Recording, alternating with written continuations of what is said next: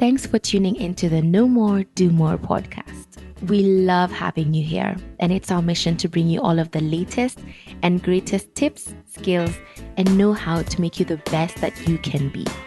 We know that you have it in you, and we're going to show you how. Now, let's get started.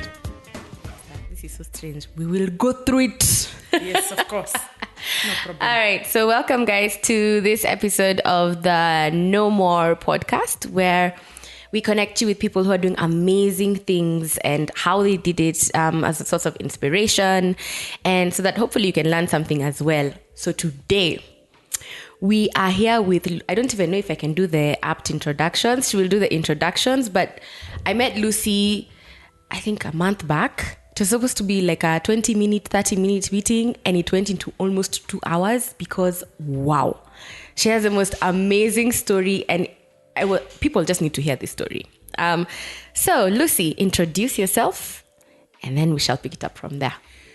Hi, good. Well, it's a good morning. Mm-hmm. When it reaches you in the afternoon, it's an afternoon. When it reaches you in the evening, it's an evening. My name is Lucy Githaiga.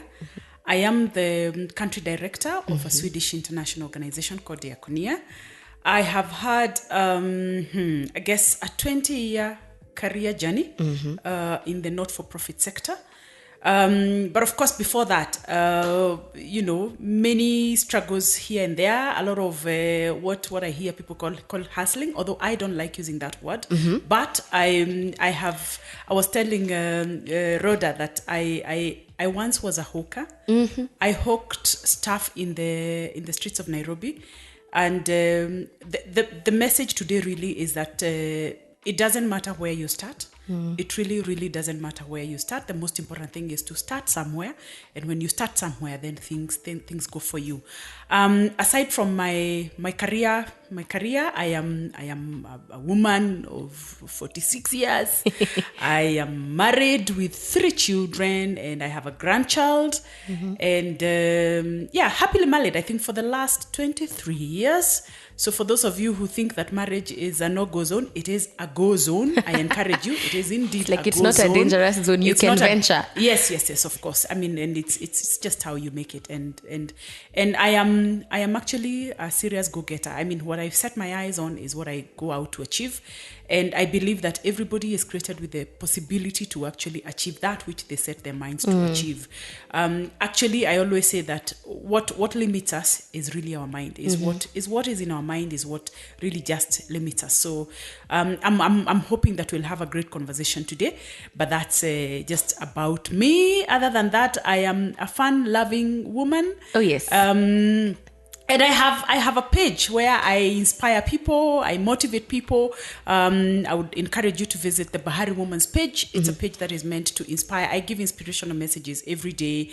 I give once a week, I do a video when it's possible. And so for me, my life's purpose is really to inspire, to motivate people, and to tell them that it's possible. I am always, out there telling people it is possible, regardless of what is going on around you.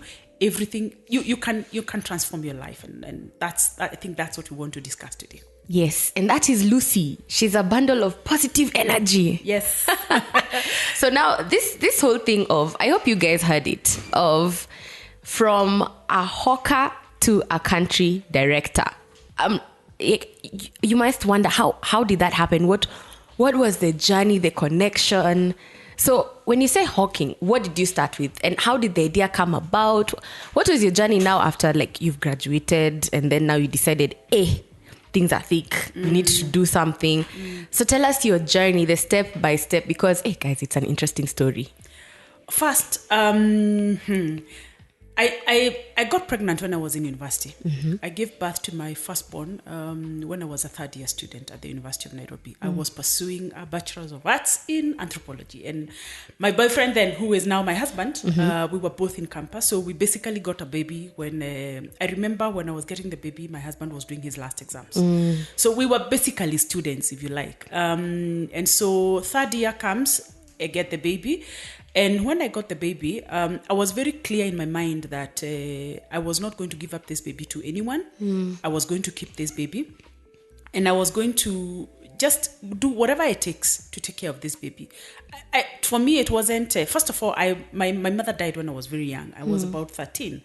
So, I mean, I was not even going to start imagining who is going to take care of the baby. It is here, the baby is here. So, I had to just like take care of the baby. My mother-in-law was insistent on her taking care of the baby, but deep inside I knew that really when you do something, really you must take responsibility for your actions. And so I was going to just take responsibility for my actions of being a young mother at the age of, I think, was it 22 or thereabout? 23, I think. Yes. So being a third year student and my husband having now completed his exams, we settled down we went to Kangemi. Kangemi, we started off in a room of 800 bob. Wow. Hiyo karoom tulikuwa tumepaste ile makaratasi tulikuwa tunaziita wallpaper. And that we did before we went before I went for maternity, if you like. My maternity was just 1 month anyway, because I needed to sort of reschedule the exams. What we used to call, I don't know why, we used to sort of reschedule. I mean, you could agree with the university that you will not take your exams when the exams are being taken, and you would take it another time. So that's what I did, because the delivery came in between the exam period. So then I had to reschedule. So before I went home now to my mother's mother-in-law, who took care of me and graciously took care of me for 1 month during that maternity period. But so before we had that, we had gone to Kangemi. I mean, we were looking for sasa tutakaa pande gani, tutaishi wapi, Yeah. So we had a friend of ours who had a cousin, or is it an uncle, who lived in Kangemi. So anyway, we went. We were just looking around. And fortunately, we found like a small house of 800 bob. So this house of ours, ilikuwa na nini, mashimo, God. Ilikuwa na mashimo hivi. So for you to seal the machine, because it was a Katiba house, you can imagine it was a Katiba house, yes. An old Katiba house, 1 room. So anyway, we put wallpapers na ile karatasi inaitagwa aje, ile kakapet, ile ya kufagia nini, ile unaweza osha. Kakapet ilikuwa ya orange. I still remember the colors. It was orange, bright orange, ile kamba kao colors, bright orange and green, man. Haya tukatandika hapo. Then I left for home. Yeah. Then my husband, of course, was left, doing his exams and then clearing from the university, and then now settling in our new little house. Now, our new little house had a bed. We had managed to buy. Had we a bed? Yes, we had a bed. We had a bed. While I was still in university, we used to farm. Nilikuwa na farm kwetu na yeye anakuwa na farm kwao. So we would combine the resources. We had bought some 2 cups. They were white and orange. Or is it pink? Something. And we had that 2-burner gas cooker. Those were our provisions. And a mattress. Wow. Okay, so of course we were going to use the blankets from the university. Then we had, those 2 cups. We had the gas cooker. We were okay. I mean, chakura, tutalala. We didn't have seats, of course. Yeah. So anyway, when I went home and after delivery, of course, wamama wa village watakuja kusalimia mtoto, blah blah. Yeah. So katoi kakazaliwa, good, nicely, and then my husband joined me later in the village, for that, for a few, I think it was a week or so. Then we came back to Nairobi. But anyway, tukapata 5,000 ile ya kusalimia watoto. Yes. But they don't joke with that kamane of kusalimia watoto. That money is important. That money is important, man. That is what bought us our first seat. It was a green seat. We went to Gikomba, bought our first seat, and so we had a seat. This is a sofa set. Ile inaitwa sofa set. Going up sasa in the unajua world. hata ina match kwa sababu ile carpet ni ile ya orange and green, bright green and orange. Carpet nini masit nayo ni ya green. Uko na wallpaper, house full done. Full house. My husband is he's very creative. So he we had a thing we were calling, so whatever was ilikuwa ametengeneza kakitu hapo. Hapo ndio tulikuwa tunawekelea gas cooker.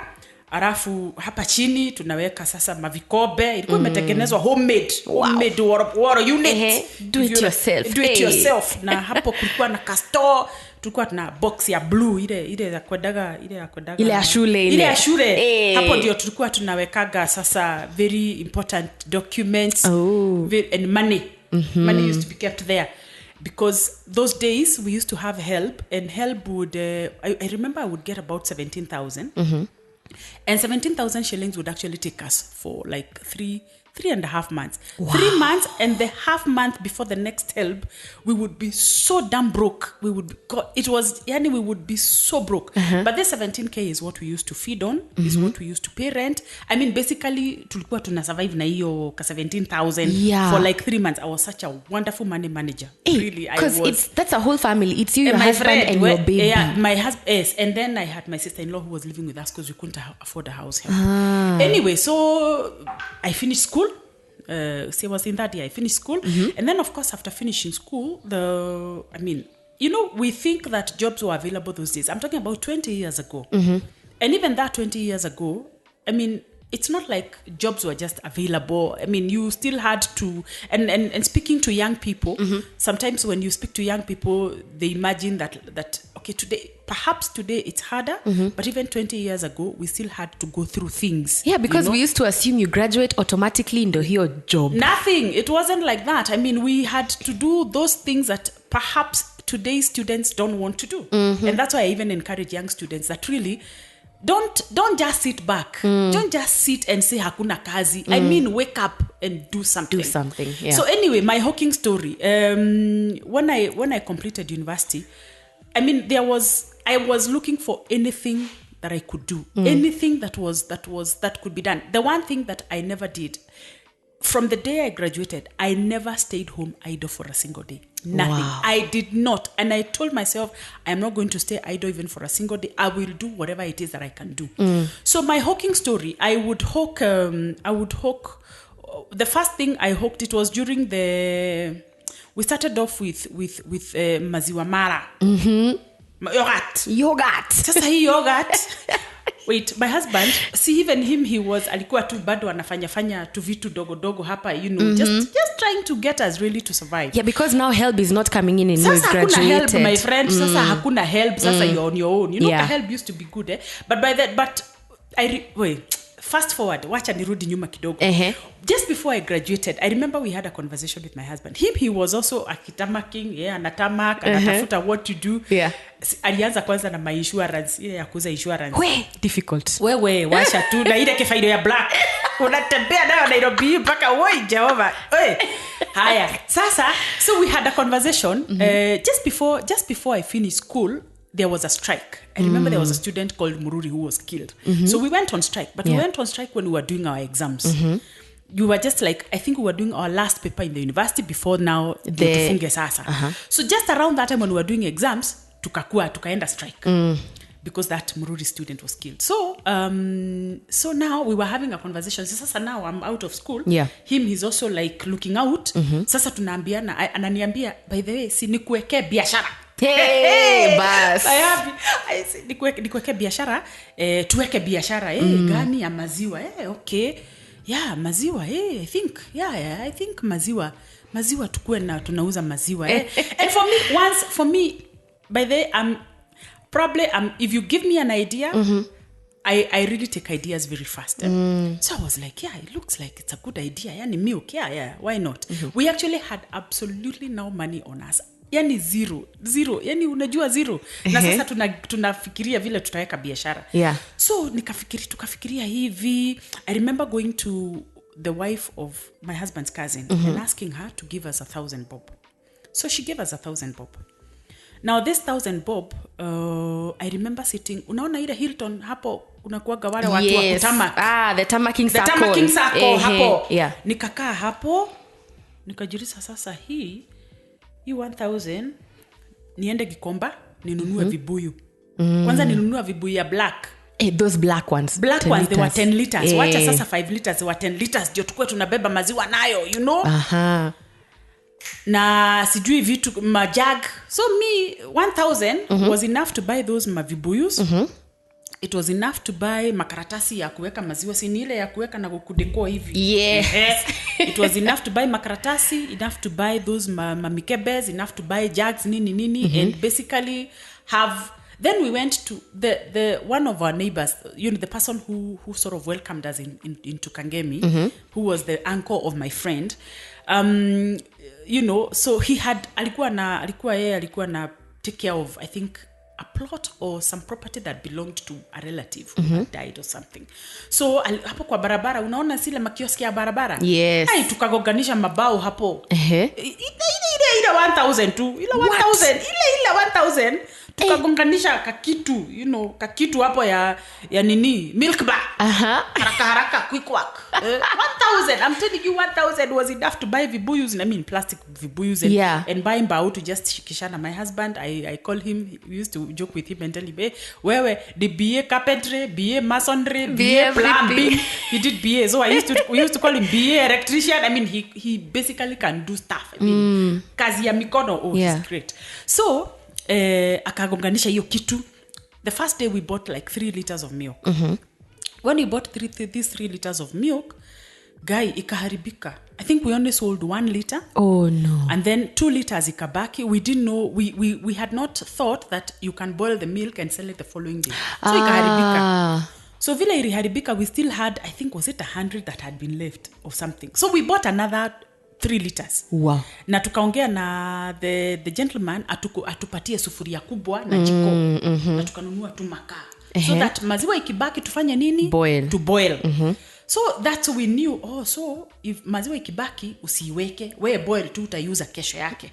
So tukaenda hivyo, and our milk business, no, in fact my husband now ended up being the one who stays at the shop. Milk bar yetu. Our milk bar, my friend, our milk bar. Hey, business. So businessman, tunafanya biashara. Sasa yeye ni mtu wa milk bar. Hata he had even been nicknamed the name Fresh, because he would wake up very early in the morning. At 5 o'clock he would be mahali walikuwa wanaenda kuchukua maziwa. So from like 3 liters on the first day of kuharibika, we ended up being able to sell on a daily basis about 100 liters. That's how the biashara grew. I mean, he grew it. Wow. So in the meantime, idea ikakuja, si hata yogurt tunaweza uza. So of course I don't know how to make yogurt. My yogurt thinking ni kwamba wewe weka maziwa igade. Maziwa ikigada ikiwa mara, si ukwende duka nunua food kara. Ile ya red. Weka ikuwe pink. Strawberry. Koroga weka sukari, kitu ni strawberry yogurt. Strawberry yogurt ikakuwa hapo. Nikanunua ile kama mashini ya kusil makaratasi. So I would pack that yogurt. And then I went into business partnership with the lady who gave us that 1,000 bob. And she died. God rest her soul in eternal peace. We agreed to join up in this business partnership ya kuuza yogurt. She was a high school teacher. She had graduated years back. And so she had found a job at TSC. So she was a high school teacher. So mimi si bado tunareka huku tukitafuta whatever some to money. Do. But now an idea has come. We can sell yogurt. So we bought a machine, and we had a small little, a dingy place in Rodhuri. Dingy. You know those 2 dingy rooms. Dark. You almost go, my friend, lazima ni kama uende na torch kuchu. Stima hakunanga huko. Na kama iko akini dark. My goodness. Anyway, we had a karum. So hiyo karum yetu tuliyopoti ntushuka. Sasa mimi nakuja na maziwa, tunapack. Na tukipack, we had a cooler. Ile kikitu inakula na akakuja na kiondo kubwa. The big basket.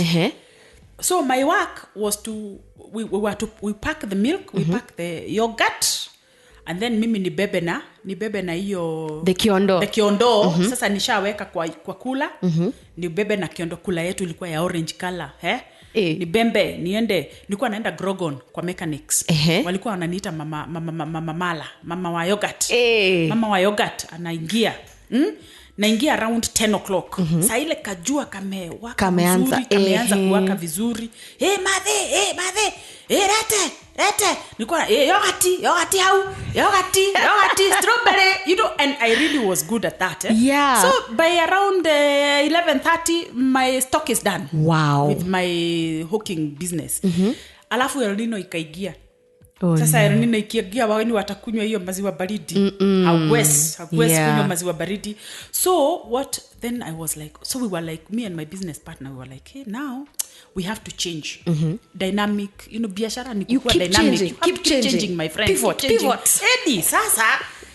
Sasa tukasema situuze chai. Sasa hii chai, those dingy places we were talking about in Rudhuri, our karum, we maintained it, so we would cook tea, and we actually hired, we employed a lady from Kibera. Wow. To help us now do the cooking and so that we can be distributing. So we would cook tea, and then me I would, from Kangemi, tulikuwa tunanunua mandazi 3 bob. Wow. Unajua ile mandazi ya barabara? Ile inauzwa barabara. Hiyo, my friend, hiyo ni mzuri. Yeah. Sasa mimi kazi yangu ilikuwa ninanunua hiyo mandazi na panda KBS. Ile ya orange. Unajua ile ya orange na blue? Unapanda KBS. Yes. Unabeba na mfuko ya unga. Exe. Nawekelea hapo, unaenda, unashuka hapo kunaitwa nini? Ambassador. Unateremka Rudhuri kwa shop. Your little shop for my tea. little shop. Tunaweka machai kwa flask na mandazi tunazungusha. Rudhuri. Mimi nilikuwa najulikana Rudhuri kuzungusha chai na mandazi. Wow. Gai lakini hawakuwa wanalipa. Si hao ni tailors, sijui. Kwa hivyo unazungusha fabrication.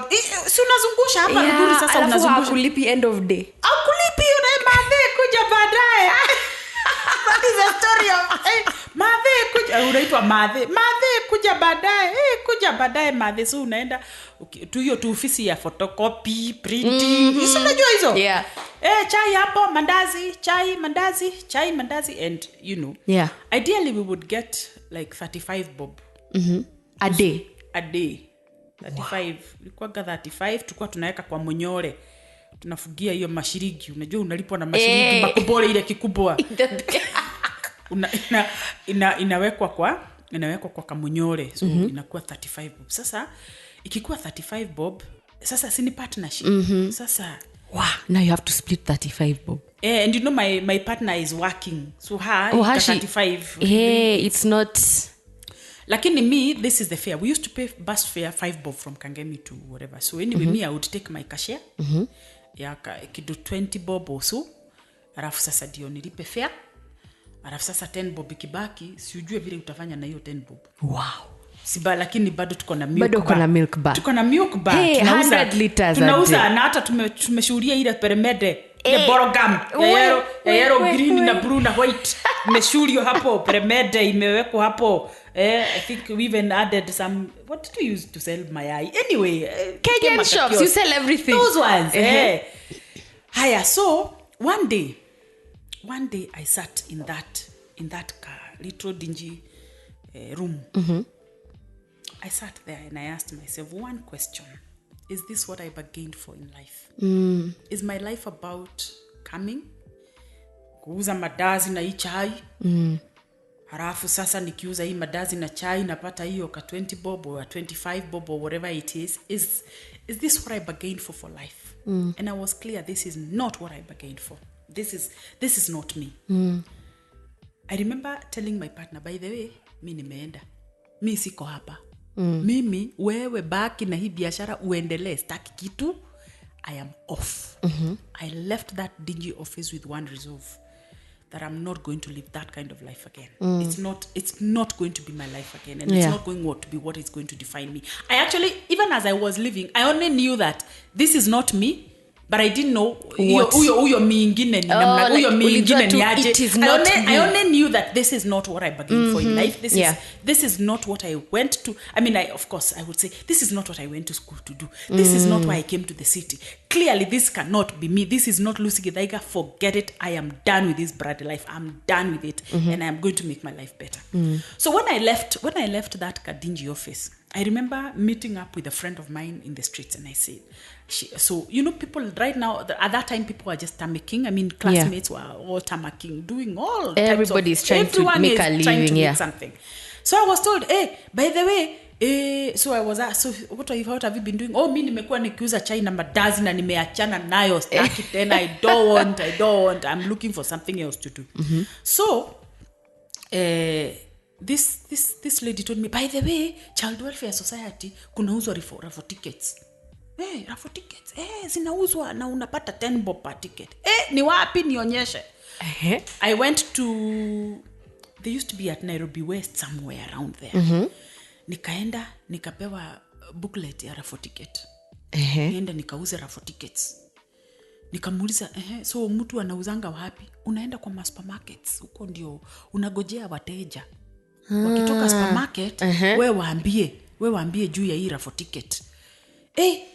Sasa raffle ticket nikasema So the first day I stationed myself at Uchumi ile ya Westlands, the former Uchumi of Westlands. Ukiona Muhindi, unajua Wahindi tulikuwa tunasema they are philanthropic. Yes. They feel. My friend, unaenda unamwambia support a needy child. We used to have a story, support a needy child today and have a chance to win a Diakonia yellow. The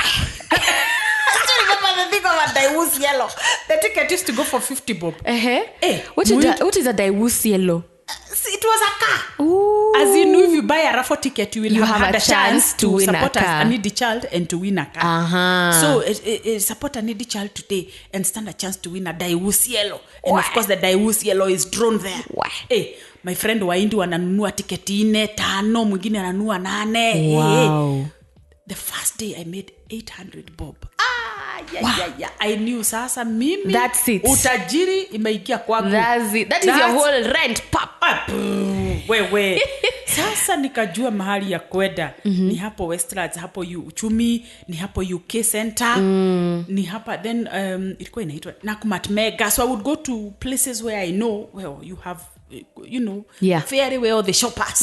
So anyway, my income sort of just I would make 500, 800, 1,000 every day. Wow. Hiyo ni pesa mingi. That's a lot of money. Kutoka ile hawking ya 20 from 30, 25 bob. Hey, my friend, nikafanya hiyo. It was a promotion I think for a month. So we did that. Tukamaliza. Haya sasa tumemaliza. Then as that was ending, I always say that when something is ending, when I know that something is ending, I'm always looking out for what is the next best thing. And I keep encouraging my listeners, I mean my followers on the page, look out for the next best thing. Don't get stuck. Because when you get stuck and start mourning how things are bad, you will never move. You'll be by stuck. By the time this thing was coming to an end, nikasikia mara kuna promotion ya Redsect. I was among the team that launched Redsect in the market. Dawa ya Mede. Wewe dawa ya Mede. Sasa mimi dawa ya Mede hii Redsect nikakuwa unaona wale promotion wale girls when wanakwenda supermarket wana promote by the way when I go to the supermarket and I meet a girl who is promoting a product, my heart always goes back to those days. So anyway, I would promote your kitu, promote. I was stationed at Nakumatt UK. Now at Nakumatt UK, I would look at people as they are passing. Wakikuja wakipita na angalia nasema huyu anakaa kama anaweza nipatia kazi. Na nikimaliza story yangu ya Redsect namwambia by the way I'm a graduate. Wow. Sell yourself everywhere. I mean, sell yourself. You never know. And I met one lady in the process of those random kuambia I'm a graduate. One lady called Marjorie Kabuya. Marjorie Kabuya was executive director of what was that organization? Some organization that used to work with children. Yes. So Marjorie told me, come to my office. Wow. Allah. By the way, by then we had not graduated. We were still waiting for graduation to happen. So those were the months of umemaliza mtihani lakini sasa graduation ni December because we cleared in August. Graduation was to be around December. So those were those months hapo sasa. Hapo. Haya. And in those months, so many things have happened. Hey, my friend, so many things have happened. I've not even told you how I was selling something called Kokrakil, which was dawa ya mende. Nilikuwa na hook dawa ya mende. Well, I'll tell you that story. Anyway, so so Marjorie akaniambia niende kwa ofisi yake. When I went to her office, there was a research that was going on. And so they had done research and they needed somebody to code, some team members to some research assistants to do, I don't know, coding of the research papers so that then they can be analyzed, blah, blah. So mi nikapata kazi. Nikapewa makaratasi mingi, nikaambiwa fanya hii coding, utalipwa 2,500. Graduation was approaching. So with this 2,500, nikajua bas, nimepata pesa ya kununua nguo ya graduation. Pia nimepata pesa ya kununua ya kuhost watu. Party. Graduation party. Hatukwenda ushago sisi. In my graduation party, tuliomba mahali ndio tukae. Kazi ni ya my hubby, nikamuomba tafadhali kwa sababu sasa watu hawangekuja kwa ile kasiguru. The one room. So tukaomba, tukaenda huko, sijui kulikuwa kunaitwa Wangigi ama ni wapi, somewhere anyway. Is it Kabete somewhere. Tukaenda kwa hiyo nyumba yao. So tukanunua mchele. So that's when I realized kuna kitu inaitwa njogo, ile hatungeweza kununua ile minji fresh. Nunua ile gumu. The dry one. Dry ones boil. Weka a little meat. One potato, drop it there. Put rice. Watu wamekula graduation. That's it. Kwisha. My parents came, my parents-in-law came. We had a good time in my graduation. That 2,500, I remember buying a black skirt, ile ya mafiriri. Ile unajua mafiriri ni gani? Kama ile enye mokorino wanapenda pleats. But thank you braka na weko iko na mafiriri, iko na pleats hiyo, alafu na blouse ya nini ya black and white ya kumash. Mimi niko na goya graduation nilinunua hapa Westlands tukio twingine hapo. That 2,500, we did our graduation, we were done. Then now it was okay to graduate, so now sasa nini nyingine, sasa ni December, sasa Christmas nini bla bla, January imekuja.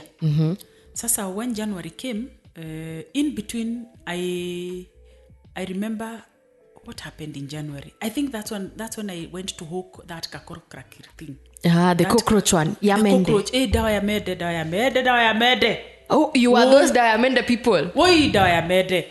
Ilikuwa inauzwa. It was, I think the company belonged to a Russian couple. Wow. Na walikuanga hapa View Park Towers or something. So anyway, I don't even know how I got that contact, but I found myself in View Park Towers getting my supply of kokrakir. And being told where enda uguze. Wow. So now where did you hook Nikakuwa bright. Nikasema hii vitu ina supermarkets. Wanaweza chukua. These small supermarkets, not the big ones, the small ones in the estates. Yeah. Tuduka huko. So nikaenda kwa my estate.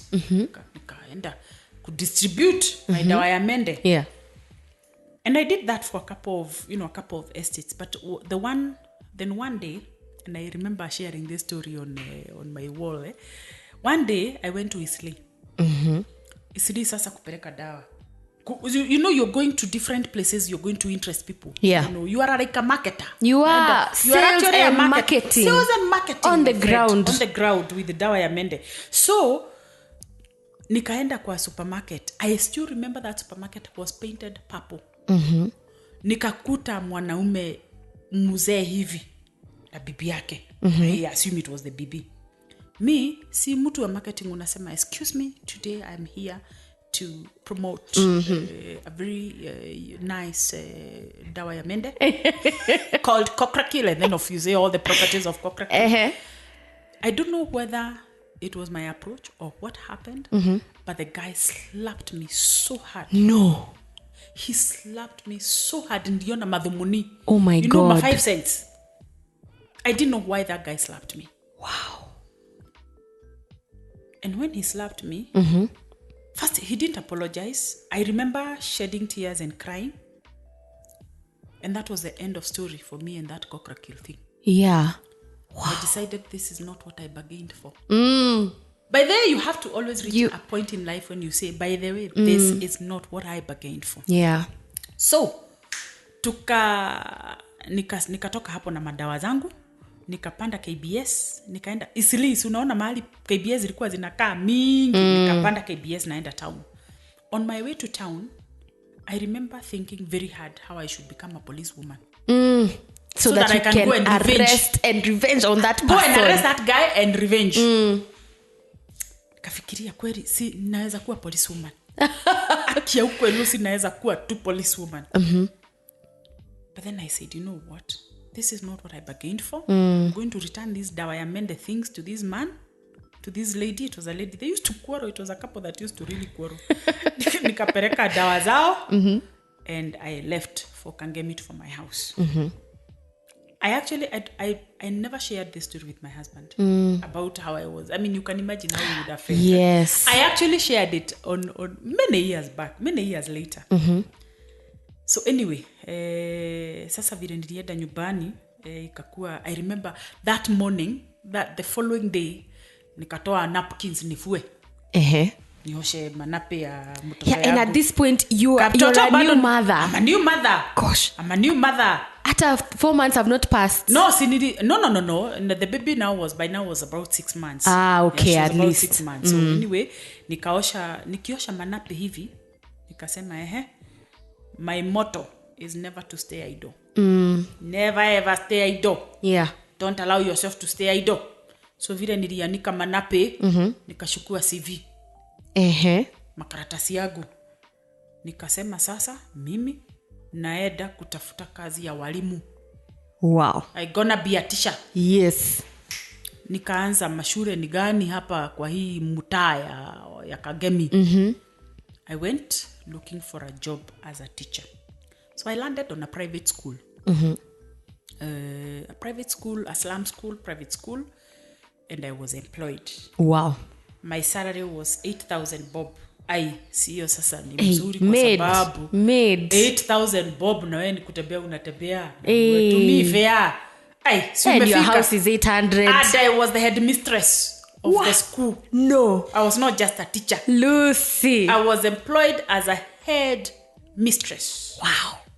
But my greatest work was to keep telling students how they should pay school fees. Every day that was Every my song. day. My song was, by the way, in fact, the owner of the school told me, hapa hakuna kazi ingine. Pesa kazi tu. ile nimekupatia. Ni ukue headmistress na ukue unasisitiza watoto watoe pesa.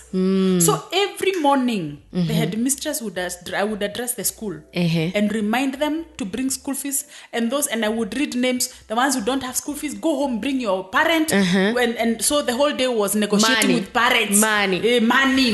Ndikuwa collect our fees. But I still had a lesson of English and business studies to teach to students. And I was a good teacher. By then, there was a time I was also a teacher, a high school teacher, when I was still in the university anyway. So, nikafundisha. The first month, I was paid 6K. When I was paid 6K, akaniambia hiyo ingine si nitakulipa. Okay, sawa. So naendelea naitia bidii kuitisha wazazi pesa, and they are parents from slum schools, and from it's the really slum. difficult. That's a very hard job. It was very hard, yeah. really. And just mzazi anakuja anakulilia lakini wewe hutaki kujua. Yeah, at the end of the day, you know that you've been told mishahara yenu mishahara ya staff ina depend na vile wewe utaitisha pesa. Unakondoa macho, and now me I look very fierce. So hata wazazi wakikuja kuona kwa headmistress, my friend wanatetemeka. Na mimi wakiingia mimi najua kutetemesha. Kwa sababu anyway pesa lazima itolewe. It has to be. That's livelihood. Second month I was paid 2K. No. When I received my 2,000, I sat hapo kwa desk.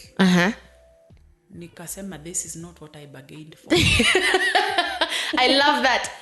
End of the day, it's remind yourself, this is not what I bargained for. I didn't bargain for this. No, I didn't. I remember going back home, going back to the house, picking my CV, and deciding naenda kutafuta. And yeah, there was no time for it. You keep moving. This is keep not on what the I ground, bargained keep for. Moving. And I told the guy, by the way, okay, fine. Generally, what you have told me is that you have paid for what I worked for in month 1. So month 2 tumeenda sare. Hakuna shida. Wewe chukua vitu zako, mimi nimeenda na nimeishia. Went home, picked my CV, and walked. I remember walking in Kangemi, walking. Now, my head told me, sasa tafuta kazi kwa NGO. Eda kwa my NGO. My NGO si wanaweza kuwa na kazi. Eda huko, si ulifanya anthropology. Yes, you did. Nikaenda FAO ilikuwa somewhere. FAO was somewhere on Wayaki Way. Then there was another organization called CHAC. Nikaenda nikidrop ma CV huko kwa ma organizations. Yeah. Alafu nikafika pale kunaitwa Waruko. Hapo nikapanda gari ya kwenda town. Nikasema wacha niende town. When I landed in town, tunashukishwa pale Odeon. Yeah. I was like, okay, so where was I going? Okay, generally nimekuja.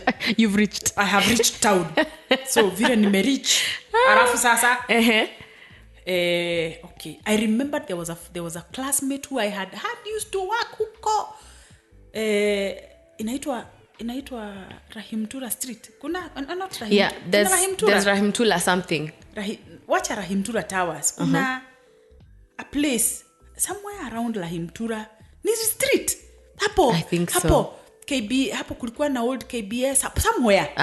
Nikakumbuka hapo kuna hapo Otis. Ilikuwa somewhere anyway nikakumbuka there was a classmate who I had been told works there and I knew where she works. So I said naenda kumtembelea. Nikaenda kutembelea rafiki. When I went nikachukua directory. Yellow pages. Hey. Look at the yellow pages. Nikaanza directory nikasema sasa mimi natafuta kazi. Yeah. Chukua directory. Unataka kufanya nini? Naweza fanya research. Enda kwa R. You know you have to be clever. You went to school so that you can... telling critical thinking skills. You know that research institutions will always have a word research. Wewe enda hapo. Yellow pages. Nikaanza ma-R. Nikaanza. So I saw an organization and I decided, you know what I'm going to do? I will call them. And just say that I'm interested in... I have just graduated from the University of Nairobi,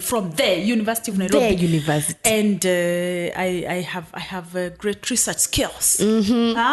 So one of the organizations I called, apparently they were carrying out interviews on that very day. Wow. On that very day. Wow. Same luck. Yeah. On that very day. And if you would have waited for the next day, you would not have gotten it. My friend, on that very day, they said, maybe you can come and try your hand in the interviews that are going on because we have a research that we're going to be doing, from the following week. Hey, wapi? Viewpark Towers. Kutoka huko ni Rahimtura ama ni wapi? Paka Viewpark Towers. I found the interviews going on. I got into the interview. Mimi Gapita. Kwani iko nini? Hey. Sasa, they were doing, it was an interview it was a research for, I think there was something we were doing at the airport. So we were speaking to travelers, people who are traveling, through Jomo Kenyatta International Airport. So the job was to start. Tulikuwa tunaenda na magari tugine tunaitwa Maruti. Tunawekwa hapo Maruti. Okay, we used to be paid 200 bob per day. Na unanunuliwa sausage roll. Okay. Na soda. Kwanza walikuwa wanatuchukulia kiosk kingine ilikuwa tu hapo Viewpark Towers hapo around there. Unachukuliwa unapewa hiyo kitu sausage roll. That was the first time I ate a sausage roll. Yeah. By the way, sikuwa nimekula sausage roll. Najua nilikuwa nimetoka ushago. Sasa sausage roll unatoa pande gani wewe? Sausage roll ndio hiyo nikakula for the first time na soda, Coca-Cola. Ukikula hiyo enda airport, pelekwa airport na Maruti. Yeah. Sasa tukiwa kule airport, your work was to interview travelers. Yeah. Wale wenye wanagojea maflight zao zijae. I had never been to an airport. So mimi nikiangalia watu wakivuruta tule tuvitu wanavurutaga vitu bag. Yeah. Nasema Mungu lazima siku moja nivurute yangu. Pia wewe. Pia mimi bwana, kwani hawa wanavuruta wako namna gani? Hata mimi siku moja nitavuruta. So anyway, I would interview the travelers. And every time I interviewed a person, I always reminded them that I'm a graduate. You're a graduate. I am a graduate. Kwanza we used to have moshene of kwanza Wahindi, wale Wahindi wa black au wanakuanga wazuri sana. Hata ukipata kazi kwao wako sawa. So I used to really chase target Wahindi wa black skin. Anyway, in the process I interviewed one pastor. Hapo. Akaniambia yeye anaenda sijui ni wapi alikuwa anaenda. Akirudi tuonane. Anaweza kuna kazi ya kuleta matairi kutoka Mauritius. Sasa mimi naweza uza matairi. Nikasema si kazi baya. Why not? Uza tires. Hey. Huyu pastor akarudi. Tukawasiliana. Aliniambia ni tairi zinakuja na manguo. Kwanza akanipeleka kanisa huko. Sijui ni Githongori. Sijui ni Wangige. Anyway, some place. Tulienda na bibi yake huko some place sijui ni wapi. Yeah. Now, my role was to speak to women so that these women, I can prepare them to buy these my clothes when they come. So nikapelekwa kanisa. Yeah. Na kulikuwa na fellowship ya wamama. Nikaambiwa sasa kazi yangu ni kuja niambie wamama kuna nguo zinakuja. Na hizo nguo ni za kupromote kanisa. Kwa hivyo they would be expected to buy. Yes. Mimi nika address wamama. I have never shied away from addressing women. Never. Nikawaambia kuna nguo zinakuja kutoka Mauritius ndio mchungaji aweze kuendeleza kazi ya kanisa. Anyway, the long and short of the story, the tires never came, the nguos never came, and that was the end of that story. Haya, tukiwa tu hapo, tukiwa tu sasa si nimefanya hiyo research, research tumemaliza. When we finished the research, I remember going to the university, just crossing over from the day we finished. I crossed over from Viewpark Towers and went to the university.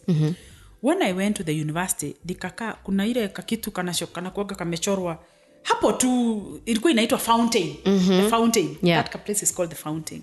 Nikakaa hapo kwa fountain. Si unaona sasa niligraduate kitambo, sasa bado karibu nimalize almost not yet a year. So my students bado wanalega hapo, former students. You can still connect. Nikakaa hapo kwa fountain. Nikajiuliza, okay, sasa what next? What is the next thing that I need to do now? Research imeisha. What is the next thing that is going to happen? Nikasema si hapa kuna lecturers. Lecturers si wanaweza kuwa na kazi. Kwani si wanaweza kuwa nayo. Me, I knocked on a lecturer's door. I love it. Like you just take the risk. You don't just think knocked twice. On a lecturer's door. Go and try. I knocked on a lecturer's door. And I said, look, I graduated in December. I have just finished a research at the airport. And me, I have honed my research skills. So now me, I want you to give me a job or you look for a job for me. And I was stubborn. I sat there stubborn. He said, hey, and you said, what is your name? I said, my name is... He picked a phone, called a lady. Wow. And the next thing I knew, I was working for another lecturer called Miringesho. Yes, that's how I got connected with Miringesho. Wow. So, me, when I got connected with Miringesho, Miringesho was actually doing a research. And she was doing a project called radio listening groups. So what she used to do was doing research and then packaging research information for farmers. Okay. I would actually call that my first formal job. Something like that. In 1998, after I had graduated in 1997 December. So I got that opportunity, in 1998. So my work was to do research, go to Kabete, huko. Tulikuwa tunaita Kabete ng'ombe huko. Na Kabete ya huko. Naenda, nilikuwa naambiwa, Lucy, I was speaking kuyu. Lucy, odi Professor Gashwere, ako negere information ya karati, na dania, na goko, okay, othondekere arimi. In short, that you go to Professor Gashwere's office, he will give you information on danias, on carrots, on chickens, and you come and package that information for farmers. So me, I would go to that university. My salary was 13,000. So I would go to Professor Gashwere. Professor Gashwere would give me research information on how to grow carrots, how to grow danias, how to grow onions, all those things. Chickens, chicken diseases, coccidiosis and guboro and what have you. And my work was to prepare a program and then prepare a radio program and present it in Kikuyu. Right? That's how I met Githaiga Mushomba. Githaiga Mushomba, there was a studio at... Wait, at did Kikuyu you actually campus. present it on radio? Yes, we used to present it with Githaiga. Githaiga was my co-presenter. Hey, everything. You have done everything. Mimi kuwa radio presenter, kwani. Wewe. So my work was to look out for students from Kikuyu University, Kikuyu campus, who have a good voice. We do voice testing. And once we do voice testing, then we would co-present these programs that I have packaged. So me, I went one day to Kikuyu campus looking for students who would be willing to be voice tested. Githaiga showed up. She was voice tested. She had a wonderful voice. Then there was another student called Mohia. He had a wonderful voice and very good Swahili. So I would go to Kabete, get the information, prepare scripts in Kikuyu. Wow. In Kikuyu. In fact, we used to have a program. It used to be called Mugabo Amuremi. Mugabo Amuremi. In fact, I have still had it. Mugabo Amuremi. Yes. That Mugabo Amuremi was in KBC. So we would pre-record the cassettes. We used to call them cassettes. We would pre-record the cassettes, me and Gadoni. Yeah. And then we take them to KBC. Then they would be aired.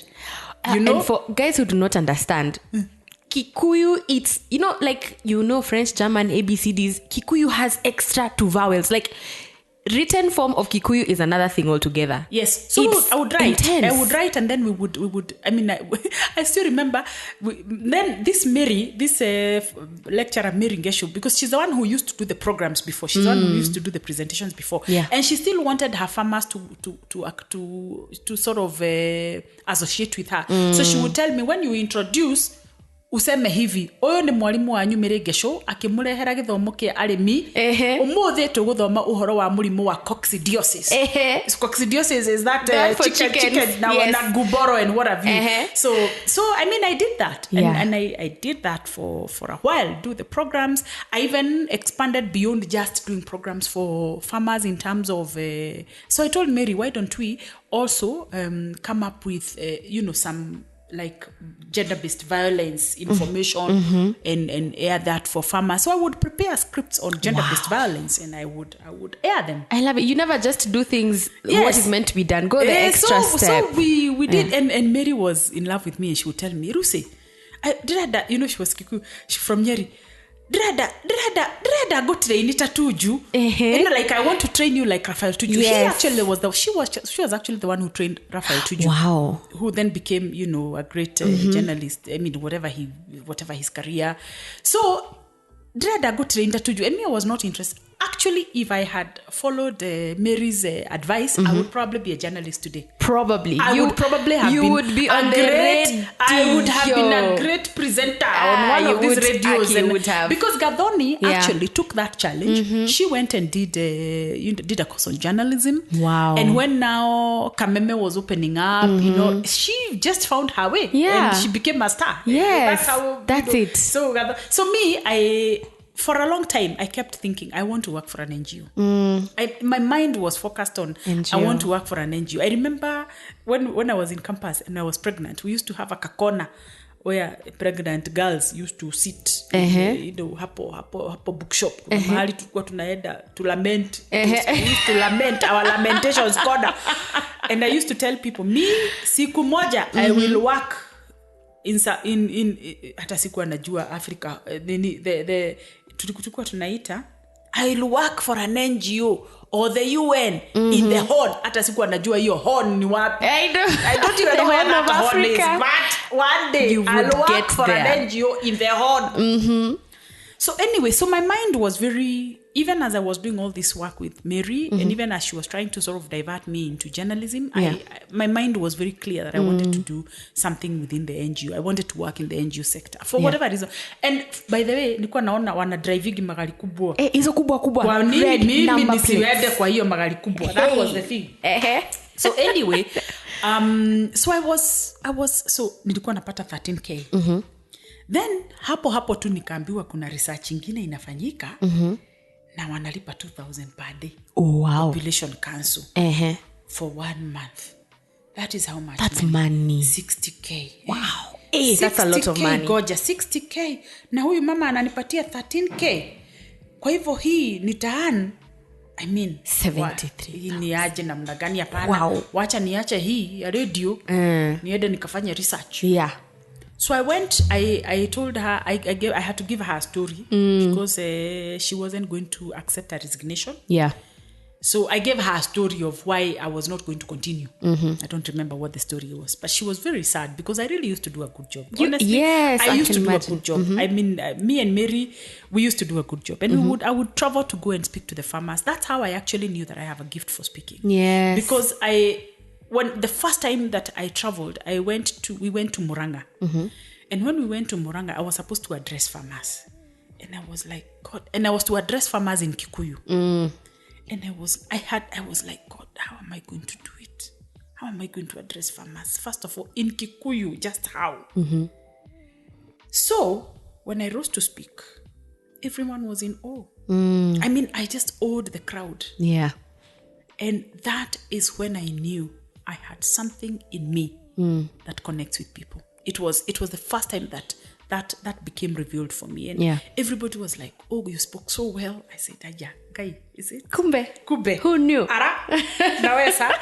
Anyway, so I left Mary and went to work with For Population Council as a researcher, getting 2,000 bob per day. Ay, erufu sikiste. Iyo ni migi. Ay, even in this day and age, that's 2,000 bob per day. We used to do research in the slums, Madare, and it was a reproductive health type of research. And that was good. I mean, I always, everywhere I went, one of my mottos was that I would give my best. Yeah. So even Population Council loved me. They did. I mean, even when I told them I was going to leave, they were not even willing to release me. Because how I left is, I remember one time going home and kwa bus, yule mtu tulikuwa tumeketi na yeye, alikuwa na gazeti. Si bado unatafuta kazi? You're still there looking. Nikamwambia saidia mimi na hii gazeti yako. It was a Nation newspaper. Yeah. So I was looking through the Nation newspaper and I found a job advertised by Amref.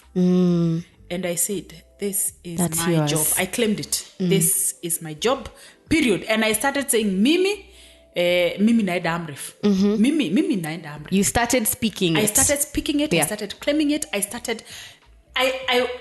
Naenda Amref. Naenda Amref. And I even decided to visit Amref anyway. To go and anyway see. Wow. So you're like, I know I'm coming here, so let me just come and see how it is. My friend, I had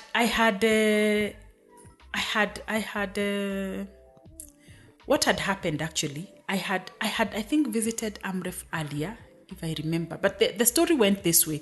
When I went to Amref, I can speak Kimeru very fluently. Wow. I can speak very good Kimeru. So I remember one time, even before I think the job was advertised, or somewhere, I can't quite recall the details, but somewhere along the journey, I had visited Amref with a friend of mine. Yeah. That time HIV was when it was top of everything, top on of every everything. news headline. So, and I used to be a peer counselor when I was in school, when I was in campus. So, a peer educator. So, I was looking for kazi ya HIV. So tukaenda na marafiki yangu nikamwambia wewe huku Amref ukiona ile buildings mpya huko ndio pengine HIV programs iko. Unajua hii kitu ni mpya, tuende huko tukatafute huko. So we went. There were some prefabs offices. We landed in an office of a gentleman who was Meru. Bas. Nikajua mimi hapa naongea Kimeru. Kwani iko nini? Mimi naongea Kimeru. Anaitwa ni amesema yeye kijina naona ni ya Mumeru. Why not? Nikaangusha Kimeru. Can you imagine how funny you are when you angusha in Kimeru in an office? I know. I mean, you look so odd. Wow. But for me, it wasn't important. For me, it was about what is the point of connection. The point That's of connection, if language is what is the point of connection, hello, I'm gonna use it. So this guy told me, oh, hakuna kazi, lakini there's a program that has there's advertisement that has happened in another program. Well, come I show you where. Yeah. So I was taken to an office of a German guy.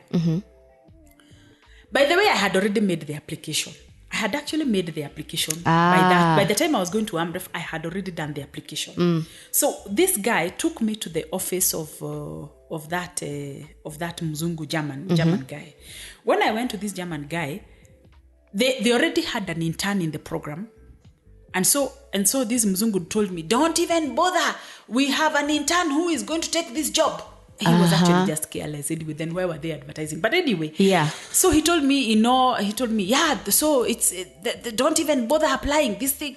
It's already, we know who's, and even along the corridor. Anyway, I even met this intern girl who was interning for the program, who anyway was going to be taken as a program assistant or something. So me, I left with the notion of, okay, siwezi, ati amesema sasa, I don't bother applying, but I already done the application. You had already done it. When I went after a week or so, I decided I'm going back there. Naenda huko. kusema. And my mission that day was to tell this guy, it's okay, I understand that you have an intern who you intend to take for this position. All I am asking you is to put me on the shortlist. Just shortlist me. That's all I want. I'll come for the interview, knowing very well there's somebody, but let me just give me an opportunity to come let to me attend have the a interview. chance. Let me have a chance for the interview. Actually, when I went... Hey, Lucy, you're audacious. I'm like, I want to live audaciously. When like I that. went, this guy said, we have already done the shortlisting. Let me show you the list. So she chomoed the list. My name was there. Hey. Then this guy was like, how come? How did I shortlist you? Let me look at your CV and see why I shortlisted you. He looked at my CV and the work that I had done for Mary Ngeshu, that radio program. The radio with the farmers, with the farmers and because the program needed to have somebody who can do public education, awareness, civic awareness. And that's specifically what you were doing. Somebody who can do scripts. There was even in the program there was somebody who they needed to do a film. Somebody needed to write a film. Wow. So my script writing skills is what made me get shortlisted for that job. I knew ni sawa. Nimekuwa shortlisted sawa. That's it. Interview ni za lini, nikajua. Nikasema nyinyi hamunijui naenda kusomea hii kazi. Nitasoma. I remember I actually went to the University of Nairobi. I don't even know how I even accessed that library. Where there's a will, there's a way. At this point, I'm just I don't know how I accessed that library. You take the steps. It's like God just says, she's trying. Let me open the way. I took it upon myself to really read and prepare for that interview. I prepared. The job was to be based in Turkana. So I read about the Turkana people. Wow. I was so thoroughly prepared. Nikasoma mtu akienda interview anavaa kufaa namna gani. Ati anavaa kufaa kitu ya navy blue. Nikaenda nikatafuta kikoti ya navy blue. Kaskati nilikuwa nako ka navy blue. Nilikuwa na kabrouse zingine hapo ya cream haikuwa inanitoshea vizuri lakini anyway ni sawa. Mimi nikajibwaga hapo na my navy blue suit and my cream blouse and my two black shoes. Nikaenda interview. Man, I impressed the panel. I impressed the panel. The idea of sijui intern atachukua kazi was out thrown the out window. of the window. Lucy got the job. Lucy. Got pata gas. Hey. I got the job. I actually knew that I got the job. In fact, this gentleman who was the Meru guy was also in the panel. Yeah. And so when I remember calling him na hii mabooth, the telephone booth. Yes. Nikapigia simu akaniambia, Lucy, what happened? Wow. There was no discussion about your candidature in the panel. There was nothing about let's rank. There was no discussion. You were the star. There was nothing. I mean, really, it was just, what did you do? I said, no, I just prepared. Yes, preparation I just prepared. Yeah. Preparation is key. So anyway, I got my first job. That's where now I began my NGO career properly. Kabisa sasa mzuri. Nikaenda sasa, I was posted to Turkana. I remember reporting. I was told that 1st of June 1999, there was a meeting. We had to go to Turkana on 2nd of June. Now, for us to travel on 2nd of June, we needed to meet on 1st of June. Remember, it was a holiday. Yeah. So we met on 1st of June together with the colleagues that we were supposed to travel to Turkana with the following day. So we had a meeting. And I was the only woman in that team. Wow. So, Mimi, minutes. Of course. Nikachukua minutes. I had never taken minutes before. But anyway, I took minutes. So when I took minutes, ndio sasa niende niziorganize vizuri, nikaenda nikakaa Wimpy. Town. I remember Wimpy. Even when you were small, you knew Wimpy in Nairobi. Wimpy in Nairobi, nikaenda nikakaa hapo. Nikatengeneza minutes zangu mzuri. Yeah. Nikaziweka sasa ready for traveling tomorrow. Following this, I went, I prepared. Tukaenda tukapigwa picha na watoto by my little baby girl, now the photo yenye sasa, anyway, you're going to Turkana, so I had to leave the family. My husband was so gracious. I mean, we had to agree that sasa He's the one Washa, who will be left with the baby. Yes. Be left with the baby. So he was left with the baby. And me, I went to Turkana. And when I went to Turkana, I did a stunning job. I did a good job. I know I did a good job. Yeah. Part of the work was to create awareness about some disease in Turkana. Hey, my friend, nilikuwa hata tuna wacha nikwambie juu ya hiyo kazi. Hiyo kazi. I was working with one of my colleagues was a veterinary doctor. The other one was a hematologist. So anyway, they were scientists. And I was the only woman in the team. My scientists wanaongea kizungu ya science. Hey! Sasa hii disease yenye tulikuwa tuna combat. One of the interventions was that we needed to castrate dogs. Oh. The veterinarian doctor needed to castrate dogs. I suddenly became the theater nurse in the dog castration exercise. Yes. So we would go to the field. Tumebeba hiyo nini hii kimeza ya kukunjwa alafu sasa unaikunjwa. Nilikuwa theater nurse mzuri sana. What? My friend naenda tuna unpack, tunakunjua hiyo meza na tandika ile kitambaa ya green. Sijui kwa nini surgeons have to always use green kitambaa. I know, we need to research. Tunatandika hiyo kitu ya green na weka mascapos na hiyo vitu. Nilikuwa najua vile zinaitwa mascapos nini na prepare theater nurse for sure. Wow. Daktari anaenda anafanya anesthesia kwa mbwa. Mbwa inakuja tunawekelea kwa meza na shikilia mguu mmoja. Castration inafanywa tuna release mbwa ingine hivyo. So mimi nilikuwa proper theater nurse. Wow. Kusaidia daktari kufanya nini? Kutengeneza meza, kutengeneza equipment, instruments za kufanya hiyo kazi. And then of course my other work was to really sensitize the community about the disease. Ask the Turkana people to kutunga manyimbo ya hiyo disease because they learn through songs. Wow, that's really interesting. They learn through songs. So you prepare a message. Yeah. Then now you speak with them and they're very good. They're very good at songs. So they had many songs. I did not know that. So we had many songs. Yeah. Many Turkana songs. And so for us, awareness was nanunua kiridio iko na ile cassette player. Yes. Ndikuja nikainunua huko Rodhuri. Cassette player unaweka. Waturukana wanakaa hapo mnaiba. So the message is home. Wow. We would deworm livestock. My work was, we would sleep outside. Yeah. We had a lot of, we did work. And one of the highlights that I remember for my work in Amref was I had been told that I need to do a film. And we needed to shoot a film about that disease. A film, yani ile film inaonyeshwa hizo documentaries. Ile film yenye iko na character nini. So I had always been challenged to do a film script. Yeah. I said, sawa, kwani iko nini? See, it is you putting my imagination to work. Yes. I remember calling one Turkana guy and I told him, can you give me the life of a Turkana from morning to evening? What happens? Wow. So he gave me. And out of that conversation, I made a beautiful film script. Beautiful. We had people who came from Italy to come and shoot that film. Wow. In fact, these guys were like, you're the one who wrote this? Yes, I said it was me who wrote it. It just needed a bit of patching up, which they did, which scene comes after which. We shot this film for like 1 month. 1 whole month, every day we were in the field just shooting. You had the main character, we had others, and it was a wonderful film. Then I traveled to Italy for 3 weeks for editorial work of the film. They even told me you got to go on the plane and pull. I pulled that thing, my friend. Kwanza hiyo kitu nilipull nikienda. Yes, nilipull. Italy nikaenda. Kufanya hiyo editing ya film. They were even telling me this film should actually go to at competitions like the Cannes Film Festival. Film festivals. Yeah. But I wasn't interested.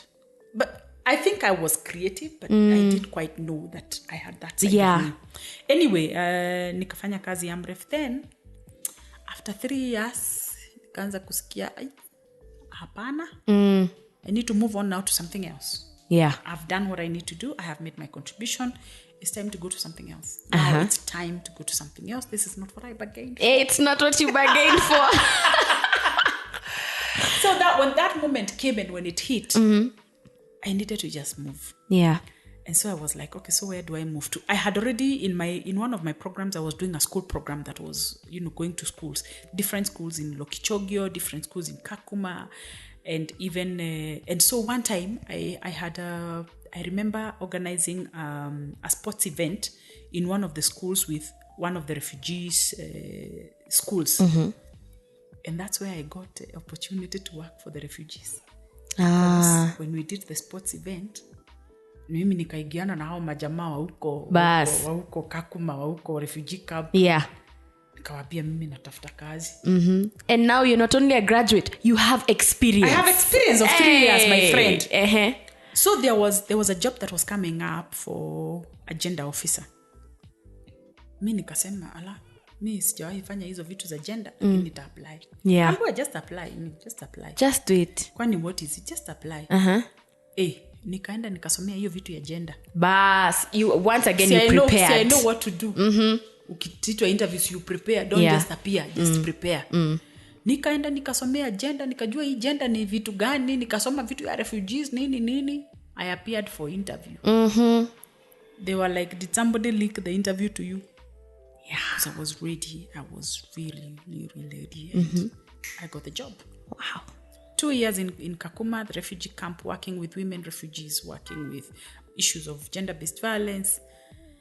Then, so that was like a streak of 5 years out in the field. Yeah. And so it was time. Now, to come after home. 2 years, I felt, no, now I need to go back home. Now it's time to just go back home. This is not what I bargained for. Now I need to go back home. So then I then got an opportunity to work at ActionAid. ActionAid, I was a coordinator at ActionAid, now doing women's work, kazi ya wamama, kazi ya wamama, ya women's political participation, vitu ya Kilifi draft, hiyo vitu ya orange na banana, nilikuwa huko ndani katikati. Ndani. But one thing I remember is that I got very frustrated when I was working for that program. It was very political, and I hadn't really matured. I had just been in the field. My experience was basically refugees on the ground. Yeah. Then you have come and you're managing a national program. There's so much politics. You still haven't gathered the wisdom that is needed to really manage all the politics of it's like being told you're working in a place where you need to manage Jubilee and ODM politics. Oh my God. And you're young. Yeah. So it was really hard for me. It was really, really difficult. And I remember getting to a place where I almost lost my self-esteem. At that point, I really almost lost my self-esteem because of the challenges of the work. And there were so many things that were going on. So one day I said, wait a minute. This is not what you bargained for. This is not what I bargained for. Hii ni vitu gani sasa hii? And for me, I remember I give my bathtub story.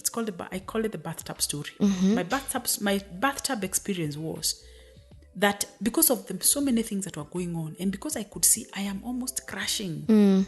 I even had ulcers. Yeah. Nilikuwa nakunywa maziwa, nilikuwa nafikiria. Nikaenda kwa bathtub, tulikuwa tumeenda Mombasa. Nikajaza maji. Actually, the issue was that I was being told I don't have capacity. So when you face challenges at work, and you will face challenges at work. Yeah. Sometimes you will be told you don't have capacity. Sometimes things will be so rough. Yesterday I was actually recording a video and I was telling people and encouraging people, if you're in a place where you're feeling crushed, where you're feeling like you have reached the end, get out. Don't allow yourself to continue in an environment that is toxic because it can destroy you. It can. So anyway, I remember going into that bathtub, because for me, the thing that was getting into my head is this screaming thing of you have no capacity. Yeah. You have no capacity. And I began to believe that I don't have capacity. After hearing it all the time and then repeating it to yourself constantly. So I began to doubt myself. I began to feel like, maybe I'm not good enough. When I got into that bathtub, nikajaza maji. Nikaweka ile kitu inawekagwa ndio mohoyo ikue hapo. Mohoyo. Some foam, baby. Hey, a real bath. Nikakaa hapo ndani. Nikasema, wait a minute. I want to get back to Lucy. Who is Lucy? Exactly who is Lucy? nikaanza kutoka wakati nilijijua. Yeah, that From person who's knocking on doors. Nikaanza kujiuliza, who is Lucy? From the moment I knew who I am as a child, nika travel through my journey of life, and it was clear somebody who does not have capacity cannot certainly achieve what I had achieved. True. That time. Yeah. By the time I got out of that bathtub, I had affirmed myself, and I was clear that Lucy is one strong woman with capacity who doesn't need to take any shit from anybody. I was clear. Yeah. Clear like nothing. So when I got back, it didn't matter. I had already affirmed who I am. And I always tell people, when people crush you, get back to your truth. Get back to who you are. Love that. Get back to your foundation of who you are. Yeah. Because people can say very many things, can say all sorts of things, can tell you many, many things, but who are you at the core of who you are? Reconnect with that. Once you reconnect with that, you are unboogable. I'm telling you, I was completely unboogable. After that, I was like, whatever. Came back very strong, and I was ready to face whatever. Yeah. Then, unfortunately, because of all the politics that had gone on, even the organization was feeling, let's just give up this program. Yeah. Let's give it up. It was a basket program where you had many donors putting money in one basket, and all donors had their own interest. They all These have women their politicians had their own targets, interests. These organizations that we were supporting, because we were giving money to organizations. So it's politics within politics within politics. At the donor level, politics with women, politics with partners. I mean, this banana orange. God, and where I come from, because I'm Kikuyu, it didn't help matters. Because then I was always seen as Kikuyu or banana affiliated. I mean, it was just that's bad. true. It was bad. So one day we went to work on a Tuesday morning, and we were told, by the way, you guys need to hand over by Thursday. Remember, I had affirmed myself, so it wasn't a difficult thing. Yeah. I was like, okay, no problem. Handed over on Thursday and went home. When I went home, I stayed for about 2 months, just like looking out for opportunities in the papers. I saw a job advertised, and I said, yeah, this looks like it's mine. Hii ni yangu. Hii ni yangu tu. Hii ni yangu. I claimed hii ni yangu, hii ni yangu. Yeah. I went for interview, got the job. When I got the job, it was a US-based organization. I worked there for 4 months, and I wasn't happy at all. I was not happy. And from that bathtub story, I told myself, I am never going to be in a place if I am not satisfied, if I am not making a contribution, if I am not adding value, if value is not being added to me, I ain't gonna accept. So anyway, I stayed for 4 months, and the environment wasn't good. I wasn't happy. I kept every day going to the office, and I'm like, Miss Daki. Yeah. It was a moment of, this is not what I bargained for. And so as all these thoughts were going in me in terms of I want to resign, so my hubby would ask me, okay, so you're resigning, alafu? My friends would ask me, you're resigning, and then, alafu? I didn't care about the alafu. For me, it was, what am I feeling? Yeah. So I had to prepare myself. I went for a peak performance, that peak performance weekend where you walk on fire. Yes. I walked on fire on a Sunday night. Why? And by morning, I was like, ikuje. Bring it on, baby. Barua nikaandika, nikapeana. Kasema staki. The day I resigned, I went to town, bought a laptop and a printer, and I became a consultant. Please. Hey, there's no even space for breathing. Which one? For what? There's Lucy. Yes. Consultant. Yeah. So me, I became a consultant. Kwani consultant kazi yake ni kufanya nisi, kutengeneza CV na kutupatupa mahali kuenda kusema you can do. Remember, I still had not done my masters at that time. So one time, I did a lot of assignments, but one time one fellow consultant asked me, Lucy, are you serious that you really want to become a consultant and you don't have a master's? I said, I need it. Said, yes, you need a master's. Otherwise, you will not succeed in this field. You can't, who are you? I mean, you need to be at a different level of expertise for you to, to be able to guide, organizations and programs and what have you. I remember we were in Westlands. We were having coffee at one of the hapo huku kuna petrol station iko hapo. Naitwa nini? That blue petrol station hapo Westlands. Oilibia. Ilikuwa inaitwa jina ingine bere. Anyway, tulikuwa hapo. Kobil. I think it was a Kobil. Yeah, Kobil. We were taking tea. Nikamwambia fanya hivi, naenda University of Nairobi kuregister for masters. Nigoje hapa. Nigoje mimi hapa. Nakuja. Drove to the University of Nairobi. It was just end of August or thereabout. Tutakiwa somewhere there. So, nikaenda, nikakuta university, bado, the applications are open and the classes are starting in September. I applied quickly. Haraka sana, nika-apply. I applied and in September I was in class. Wow. Nikaingia class, kufanya masters in sociology and community development. Wow. After all, and then I was told, when you immediately you apply, right there, masters ongoing. Yes, it's true. So kwa CV nikaingiza masters ongoing. Haraka sana. Nikaenda class. Mimi nikasoma. I'm telling you nilisoma. Yeah. Because anyway I was free. I mean I was doing assignments and I would choose which assignments I want to take and which assignments I don't want to take, therefore, so that I can concentrate on my studies. And I really also did a good job. I think I actually did a good job. But before, so when I finished, when I did my masters, I finished very quickly. I actually did my masters. I entered campus in September of 2008. Yeah, 2008.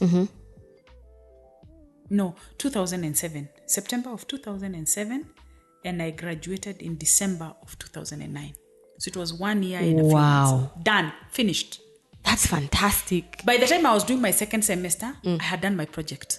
By the time I was done with my second semester, I had finished the project. Done. And that's usually the hardest. That's the one that takes people the longest time. I had a specific point at the University of Nairobi in the library that was known, hiyo ni ya Lucy. Wow. Because nilikuwa naenda university kama kazi. Library. Yeah. Nilikuwa naenda asubuhi natoka usiku. Asubuhi natoka usiku. I mean, I read, I researched. I dedicated my whole energy, my whole everything to that thing. I really did. I respect that. I got a supervisor. We worked together, blah, blah, blah, blah. By the time, so my graduation became an issue because the university was complaining kwamba nimemaliza haraka. Too fast. They've not gotten enough money out of you. It was too fast. How can you? Yani, because I finished, and immediately I finished after like 3 weeks, I handed in my research. Yeah.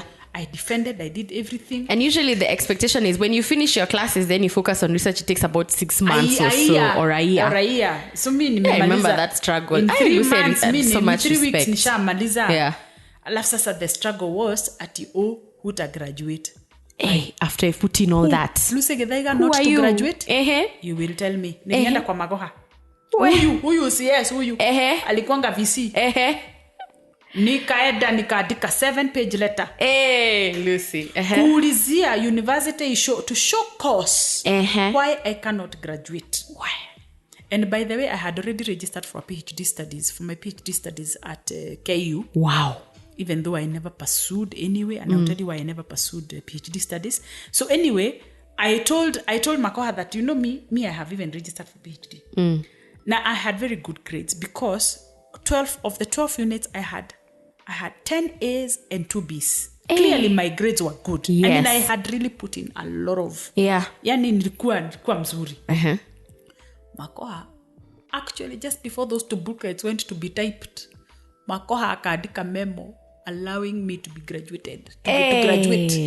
I remember one night in university when I was writing that letter with the chairman of the department, Paul Mbatia. I still remember that guy. He was telling me, Lucy, I don't see why the university should punish you. I really do not see why the university should punish you. For actually exceeding expectations. Once I was a class rep. Nilikuwa nimeelektiwa class rep. I don't see, I was a good student, by all means. And I was very helpful because, first of all, you know, I wasn't like I had worked in the NGO sector for many years. So even doing these studies was like validating all the things the research, the hypothesis, all that. These are things I had done. I mean, it wasn't difficult at all. So anyway, the dean, I became friends with the dean, the dean of students, the I don't know, the dean of which college. I was lobbying everybody that can be lobbied about the need for me to graduate. Yeah. I was lobbying everybody that needs to be lobbied. I would go and camp in somebody's office and say, I am here. And my only problem is that the university wants to punish me because of being a good student. Yeah.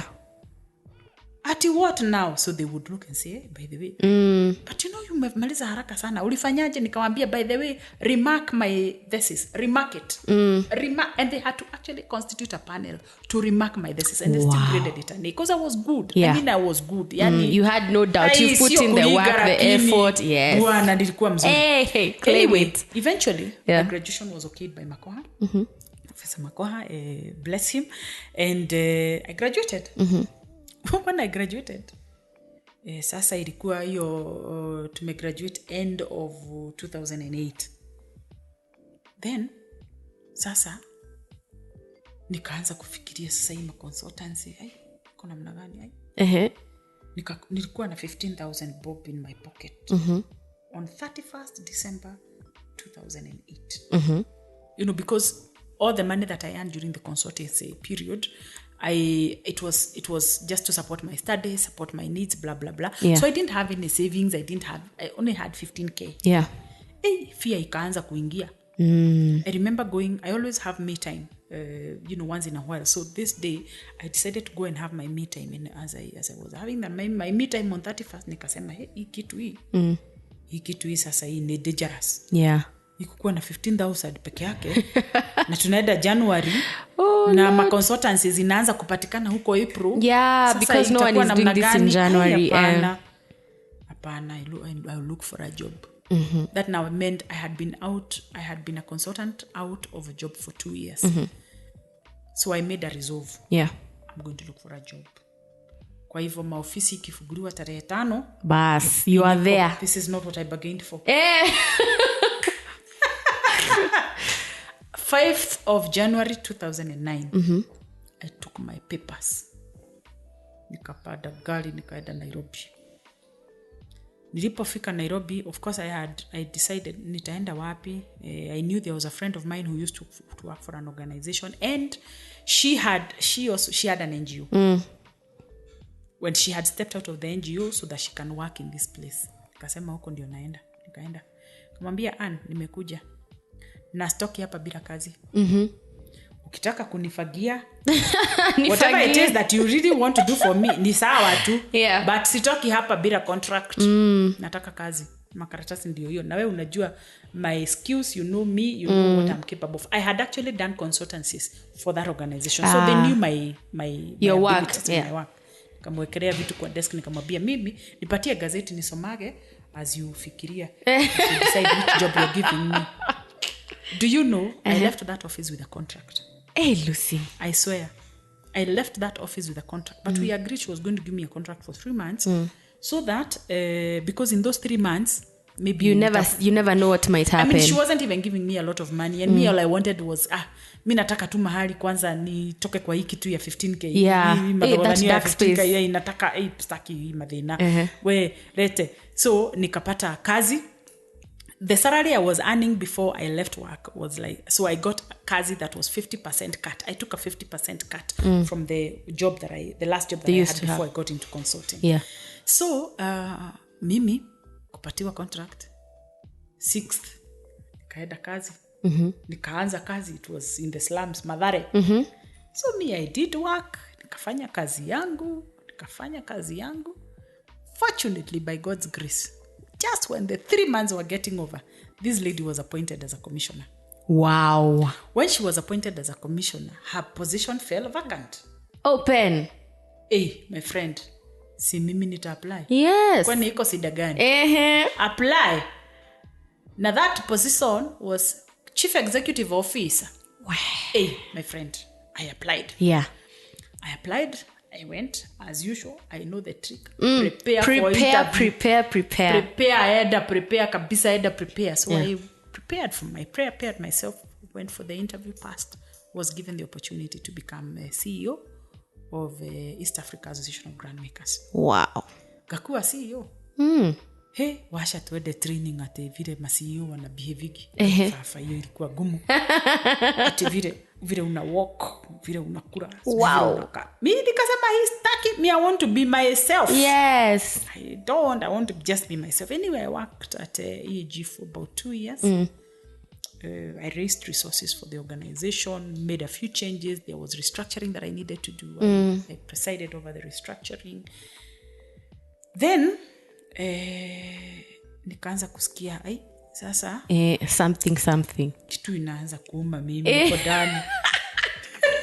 Kitu tu inaanza kuniuma tu. Yeah.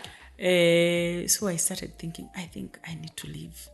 Then one other heart was telling me, how can you leave after 2 years? Yani, are you serious? You're not serious. How? Anyway, the one of leaving was more pronounced and was more, the voice for the possibility of leaving was more pronounced. Yeah. Around the same, I had much earlier, I had passed through Kidaruma. Yeah. My current office. And I had seen the signpost of my current organization. Yeah. And I had said, one day I'll work here. Wow. One day I'll work here. I didn't even know what it is. You just saw it. I just got a key. I just saw. Yeah. Said, one day I'll work here. And I left. And so they advertised the job. When they advertised, I looked at it and I said, this is my job. It. I called one of my board members and I told the board member, by the way, there's a job that has been advertised and I have a very strong feeling, 100% that that's my job. So I'm just alerting you that I will be leaving. Hey. Nikaenda studio, nikapigwa picha. What? Professional photograph. Ile nitapeana wakiitisha because si wanaitishaga. On the day I made the application, at lunch hour, I went hapo nini anniversary towers, kuna studio hapo. Nikaenda nikapigwa picha, nikaweka mzuri, nikasema hii nitapeana ile siku ataniitisha. And then I prepared myself. Again, preparation. I prepared myself. I was called for interview. We went through a series of like 3 interviews. I prepared myself. I got the job. That's a position I hold still today. And so that has been my career journey, and and I thank God for it. It's been I mean, ups and downs, I'm so inspired right now. I'm like, so, and what I tell young people is that it really doesn't matter where you start. And I see a lot of young people. The other day I was saying I need to be speaking to young people just to tell them that wacheni hiyo upuzi ya kusema ati hakuna kazi, mtu anakaa tu, unakaa tu. I mean, explore. There is definitely possibility when you explore. And it doesn't matter. Kama hakuna, eda nunua uga ya shafashi. Make chapo. Tengeneza shafashi uza estate. Washa kulegarega hapo. Don't. I mean, do something. Because the minute you tell yourself that you're going to do something, you will do something. And the minute you tell yourself that this is not what I bargained for, clearly you will move your mind and body to the next best opportunity. And I think that has been the lesson of my life, that even now, I mean, right now I'm happy where I am. I'm making a contribution. But the day I feel that this is not what I bargained for, I will move to the next best thing. Exactly. That's how life is, and that's how I have treated my life. So I always inspire people and tell them that really it doesn't matter where you are. It doesn't matter, what is going on in your life. You don't need to get stuck. There's always an opportunity for you to sit back and say, by the way, this is not what I bargained for. By the way, I can be better. By the way, things can be better for me. By the way, I can pursue this. And you can be whatever. I mean, I had always wanted to work for an NGO myself when I was young. I mean, when I was, still growing in the university. And by God's grace, I managed to get to, I occupy a highly responsible position as a very highly responsible in my organization, and I'm pretty much sure that I make the contribution that I need to make. I add value, and the organization adds value to me, and I am happy and excited to continue supporting the development of where we are. So that has been my journey from here, hawking kokra kill na mandazi, yogurt, chai, to where I am today. And everybody, and so for you who is starting off in the journey, for you who is starting off, it doesn't matter where you're starting off. The point is just start. Yeah. Just start.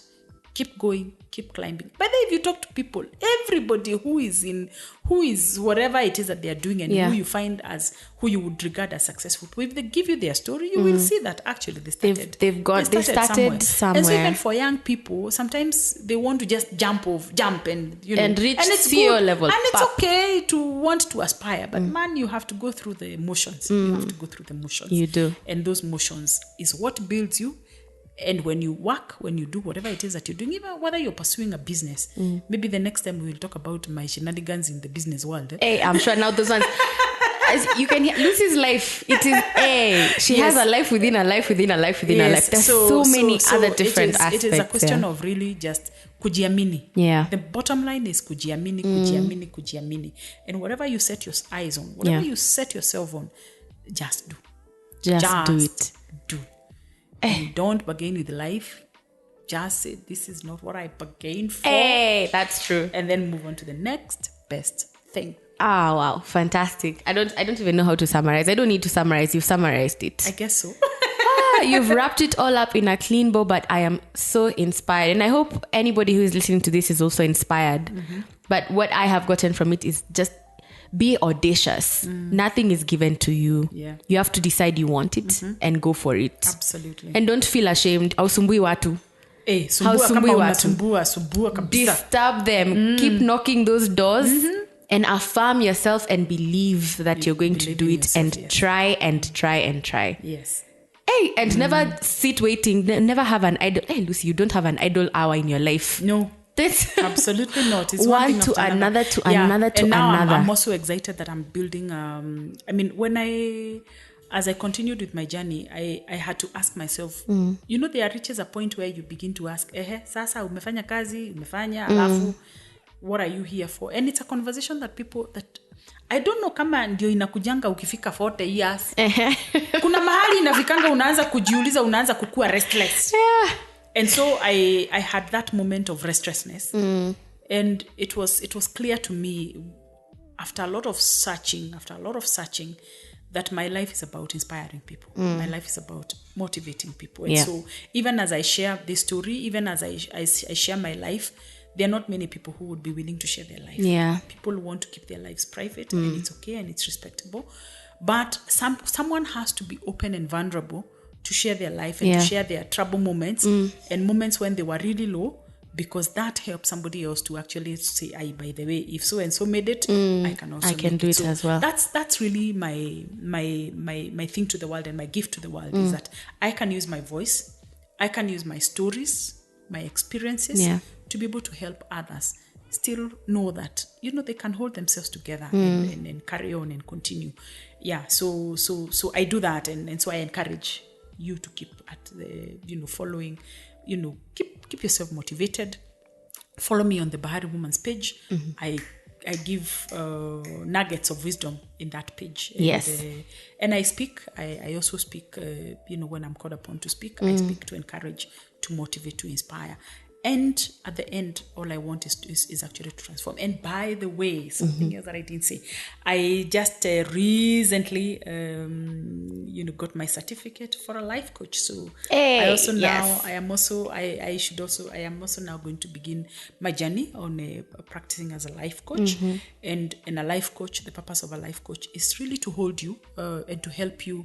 I'm not a counselor. It's different from a counselor. A counselor helps you go through your emotional whatever pain and what have you. Mine is not those things of pain. If you need pain, go to a counselor. However, I am still able to get you out of pain and move you to the next level. Whether it is issues of relationships, whether it's issues of career, whether it is issues of business, whatever it is, we can have conversations and help you set goals and help you to really be on your goals and achieve your goals and achieve your dreams and just get you to being a better person, being a better version of you. So yes, I am now a certified life coach. Yes, and she's also getting courses on ZD as well. We're really excited. As you can see, she can do a course on everything. I tell you. Business, career, family, and like the whole thing. And we're really excited. Yeah. So we've gotten to the end of our podcast. This was a long one, but it was so interesting. I hope you enjoyed it. I hope you've gotten lessons. Share with people. If you have any comments, comment on our page, our ZD page, on Lucy's page, the Bahari Woman. You can find her on Facebook. But I hope that you've been inspired today. And with that, we have wrapped up the session. Thank you very Until much. next time. Thank you very much, Rhoda. Thank you. Bye. This week's episode has come to an end, but the fun doesn't have to stop here. If you have any questions, suggestions, or feedback, head over right now to Twitter and Facebook and like and share, comment, get involved. Let us know what you think, what you want to learn next, and join us next time.